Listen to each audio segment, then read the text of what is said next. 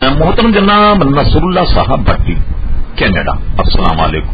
ہم آپ کے ممنون ہیں کہ آپ نے ہمارے ویب سائٹ اہلسنت.نیٹ پر یاد فرمایا. آپ کا سوال موصولہ جواب حاضر. آپ نے پوچھا کہ کینیڈا میں بچوں کی تعلیم کا ایک پروگرام، براہ کرم یہ بتائیے کہ شرعاً یہ جائز ہے یا ناجائز. مثال کے طور پر اگر کوئی والدین اپنے بچے کی تعلیم کے فنڈ میں ایک مہینے میں $100 جمع کراتے تو حکومت کینیڈا 20% یعنی $20 خود دے گی.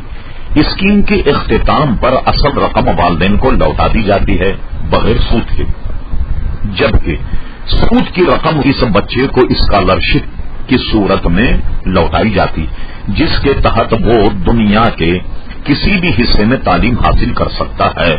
دیکھیے محترم جناب نصر اللہ صاحب، اگر یہ سودی نظام سے بچے کی نشو نما ہو یہ تو بلا شبہ ناجائز ہی، لیکن اگر کینیڈا کا بینک خالصتاً کافروں کا ہو تو کافروں کے بینک سے مسلمانوں کو نفع لینا یہ حرام نہیں ہے.